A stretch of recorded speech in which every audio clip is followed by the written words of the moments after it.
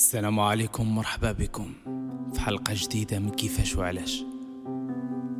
اليوم غادي نغوصو في مرحلة حساسة بزاف من تاريخ المنطقة، سنوات 1972 و 1973 بين الجزائر وطرابلس. خطة مدروسة لإضعاف المغرب عبر ورقة الانفصالية في الصحراء. القصة ما بداتش غير هكاك. من 1970 حتى ل 1973 الأرشيفات الفرنسية كشفت خيط طويل من أحداث ذامية للعيون. الجولة غير موفقة ديال القذافي في موريتانيا، وصولا لشحنات سلاح كبيرة، واستقبال بوليزاريو في الجزائر. 17 يونيو 1970 للعيون، مظاهرة كبيرة ضد الوجود الإسباني. الرد كان دموي، 11 قتيل و23 جريح. من ثم تولد التنظيم السري اللي سميتو منظمة تحرير الساقية الحمراء ووادي الذهب. غتكشف لينا الوثائق الفرنسية المؤرخة في يناير 1971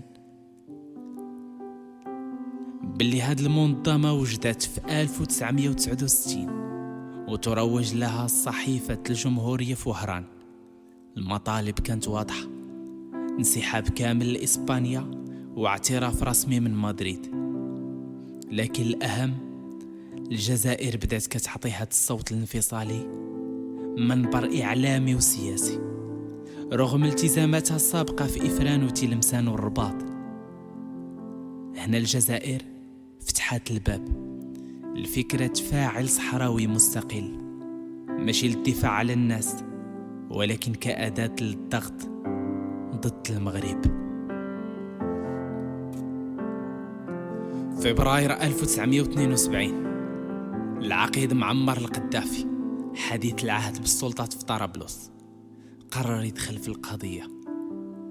شاف راسو بطل مناهض للاستعمار، وصوت القومية العربية كيتأجج في صدره.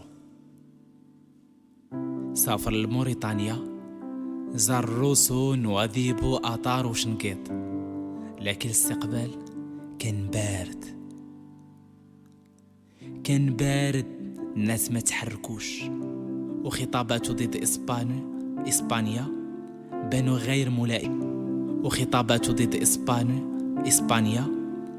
غير ملائمين.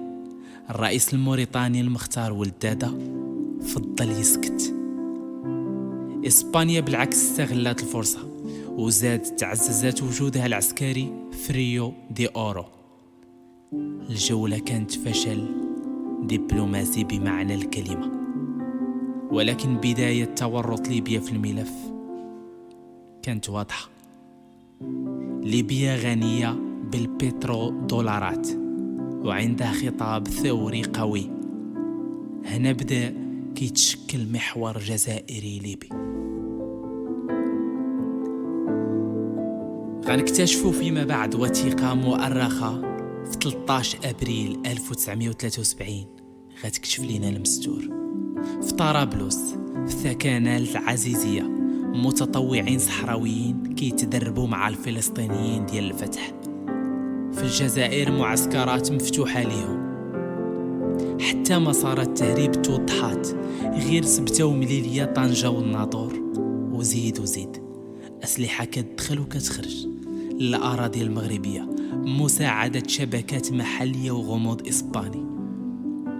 الأهم فهادشي كامل هو اللقاء 20 مارس 1973 بين بومدين والقذافي في طرابلس. ليبيا كتوفر السلاح والتدريب، والجزائر كتعطي الأرض والغطاء الدبلوماسي.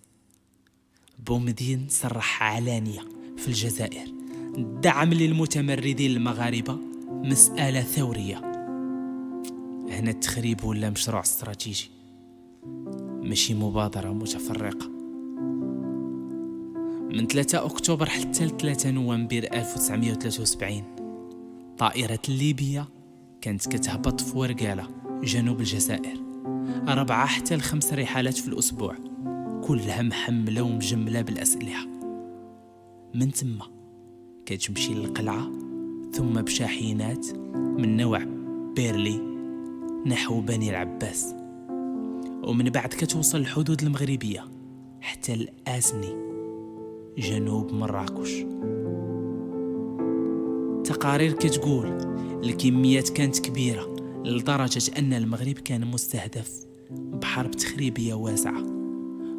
المفارقة ماشي هي هادشي، الهدف ماشي فقط الصحراء ولكن حتى القلب المغرب. النظام كان واضح منذ البداية، ليبيا كتمثل السلاح والتمويل، الجزائر الأرض والدبلوماسية، بوليزاريو الواجهة السياسية. هكذا تأسست بوليزاريو ماشي كحركة محلية عفوية، ولكن كأداة سياسية صاغتها الجزائر وطرابلس. لكن المناورة فشلات.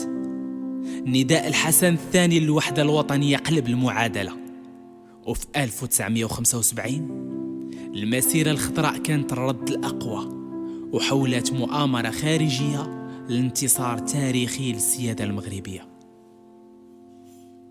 هذه كانت قصة السنوات المفصلية ديال 1970-1973، كيفاش تخلقات الانفصالية كأداة، وكيفاش الجزائر وطرابلس دخلوا في خطة تخريبية ضد المغرب.